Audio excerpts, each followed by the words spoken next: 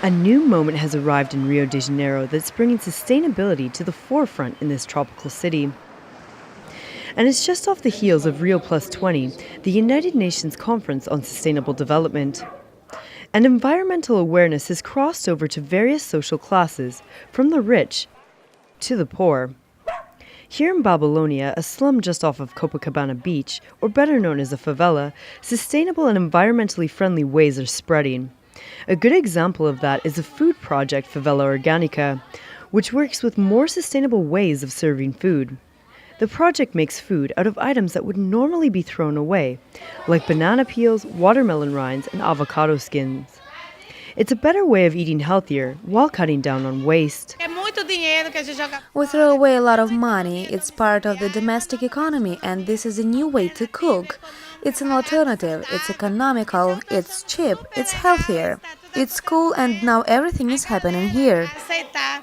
The project was born out of Regina Ticelli's experience of being a cook in a domestic household in the city. She started the project a few years ago with only about $70 in her bank account.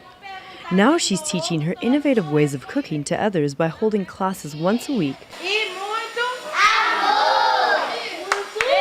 and by teaching children that what's normally considered to be waste can be a tasty meal. And there are other green incentives being taken in this favela, like these clowns who are educating children here about the importance of recycling. Incentives have also come from the municipal government in Rio de Janeiro too, which is working in conjunction with the New York City government to make for better and more sustainable living conditions in the slum. Looking to turn houses from this into this. With wider windows and LED lighting, new housing will be cheaper and more environmentally friendly in one of Rio's poorest neighborhoods. On the other side of Rio, in the upscale neighborhood Lagoa, technological innovation is making the city a greener place.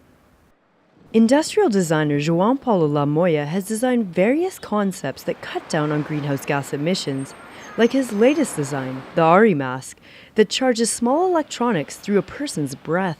It's a mask that converts the kinetic energy of the wind, of your breath wind, into electrical energy to recharge small electronic devices such as a smartphone or something like that. My great idea is to inspire other people to think in other eco-friendly solutions, and I think that if we inspire good things, it's worth it. From the air we breathe to the food we eat, for some locals, inspiration for a greener city has come down to, quite simply, working with Mother Nature.